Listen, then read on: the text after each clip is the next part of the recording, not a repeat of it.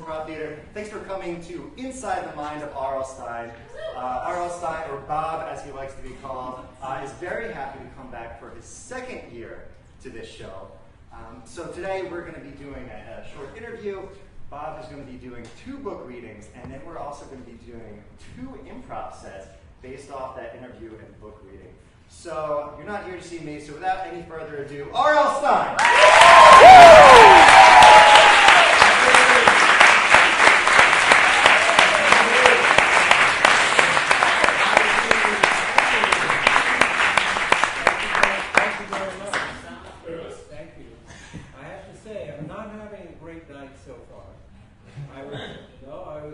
Walking into the pit, a woman stopped me, and she said, "Did anyone ever tell you you look a lot like R.L. Stine?" No offense.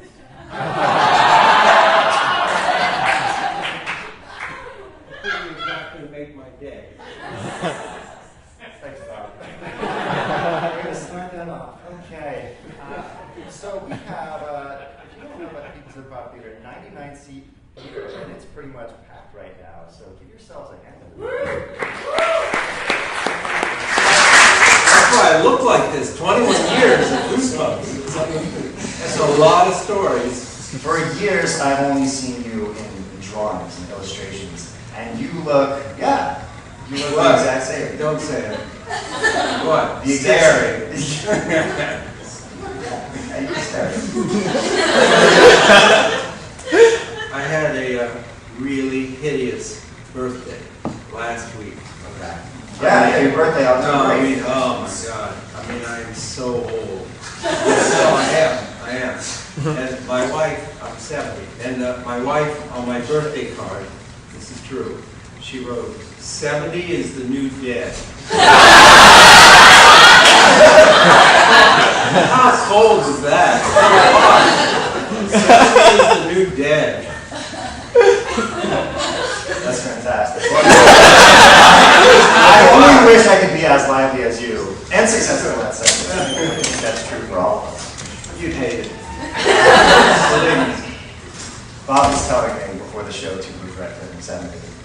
So I want to talk about some of the things that have happened lately. You recently announced on Facebook that now all of the Goosebumps TV episodes are available. They're all on Netflix.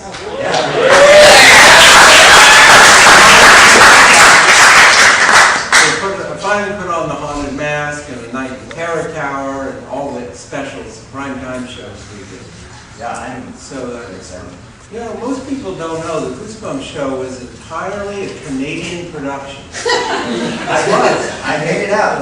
Yeah, the voices. Yeah, that's right. In Canada. Right. We did it. We shot. It was all Canadian actors, all Canadian crew. We shot it in an old Molson brewery in Toronto. The whole show.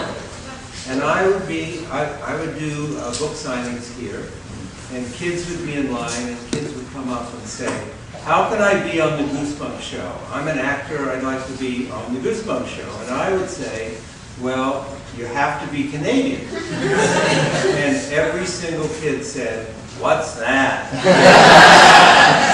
A tribute to our school system.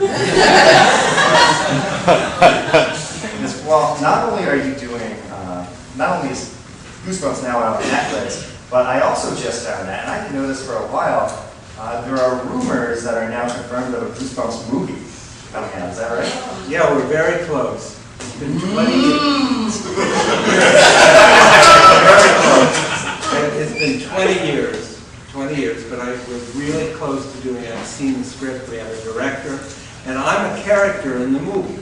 There's an R.L. Stine is in the movie. I write these books, and the monsters are escaping from my book. And the question was, who is going to play me in the film?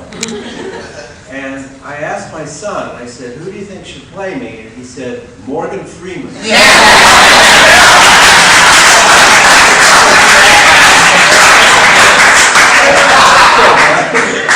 But actually, and he's not quite signed, he's like 90% signed. I think it's going to be Jack Black. Jack Black. He'll be good. He's like a lunatic. He'll be. I think he'll be. love Twitter. I'm on all the time. And I said, well, what do you think? Jack Black to play me. And a whole lot of people tweeted back and said, that's great. Oh, he'll be great. That's terrific. And a lot of people wrote back and said, he's horrible. He'll ruin the film. That sucks. That's awful. And then a lot of nice people said, well, you should play yourself. Who could play you better than you?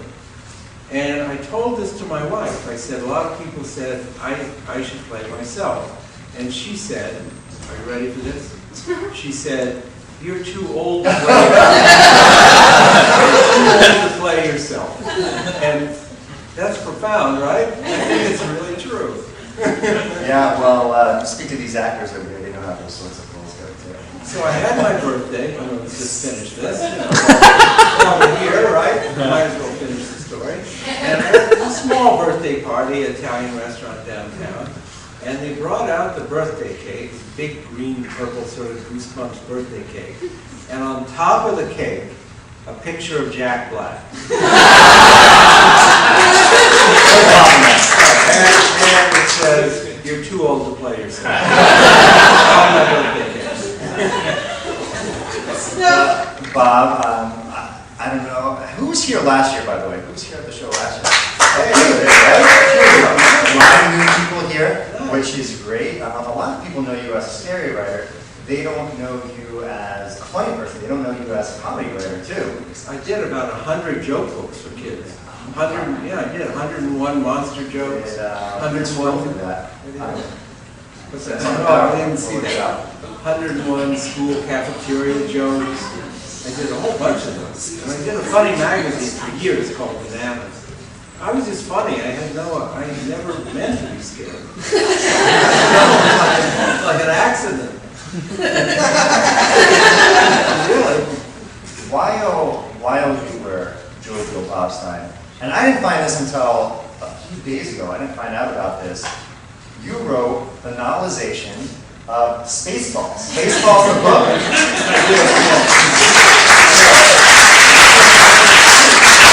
Also, Pee Wee Herman's Big Top Adventure. Yeah, this Pee Wee Herman. Yeah, it's great fun. But I added jokes to the Spaceballs book. I put in a lot of, there weren't that many jokes in the script here. And I was scared to death that Mel Brooks would get angry. But I never heard from him. So that's a good thing, right? So you're part of the Mel Brooks gang.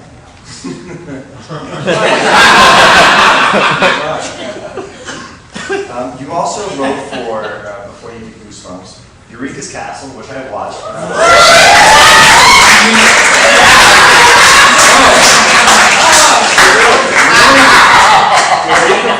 Really? How nice. How nice. Yeah, I was the head writer. I wrote all the puppet episodes. I wrote all the Oh, there they are. Nice. Yeah. It was, like Sesame Street, except we didn't teach them anything. I always thought everything, you lost IQ points every time you watched.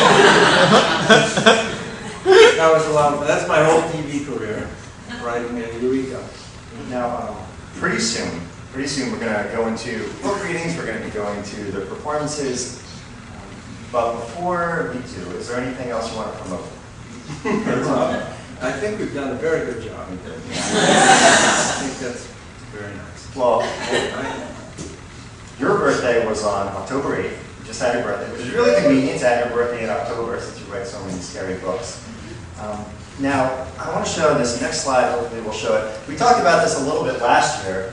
The reason I'm wearing these red Converse All-Star shoes is because my favorite Goosebumps book, Monster Blood 3, which is in the top center there, stars Edmund wearing those red Converse All-Star shoes. And you'll notice that several of these books, the illustrator, Tim Jacobus, drew them, rather. He did 87 cover paintings. Yeah. 87 paintings. And you claim that the kids always had red sneakers. Yeah, I think they did. I never noticed that. 87 books, I never noticed that. So in 5th grade, I got my mom to buy a pair of red Converse All-Star high top sneakers. No one else got the joke. I was the joke. No one else got it. And I'm still wearing them today. As a matter of fact, Bob, these are the exact shoes I bought a year ago on the day of our show, last year. Dave, I'm touched. I don't want to get too sentimental, but geez. What you told me last year was that the illustrator, Tim Jacobus, told you that the reason he draws all the characters with those shoes is because when he was young, his friends would wear those shoes and thought they were rags. And they would bug his mom, so that's why he drew them. Right. So that they would bug his mom. So these shoes are pretty much rags now. They have some holes in them, they have some frizz.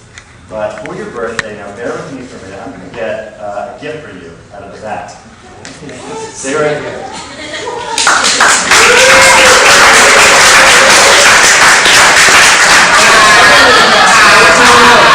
And you got the right size. I got the right size. A few days before the show, I emailed Bob. I said, what's your shoe size? Trust me, you're doing a bit. And I can't tell you what, but it's a surprise. That's so nice, thank you. Now, you know, you said we were going to split the money tonight. Instead, I get a pair of shoes. I don't know about that. What a nice gift. Thank you very much. Now, I think everyone, or mostly everyone in the cast signed it. If you haven't, you can still do it. Oh, no. But they aren't the only fans here tonight. You have the entire audience out here. So I'm going to pass these shoes around the audience. These are new shoes. Have a bunch of fans here. Feel free to sign these shoes during the show. Can I get a person maybe to like be in charge of this? Anyone want to volunteer to do that? You want to do it? Yeah, sure. Absolutely.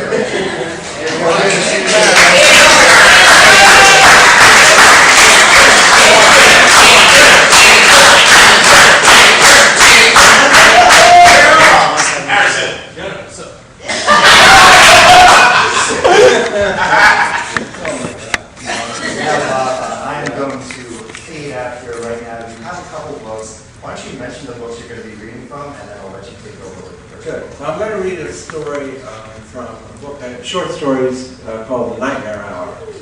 And it's a story called I'm Not Martin. It's a disgraceful story. Well, you'll see. I shortened it, but I should be ashamed of the story. Seriously. And then I'm going to read a thing from, this is my new teen horror novel. It's called Midsummer Night's Scream. Nothing like stealing from Shakespeare.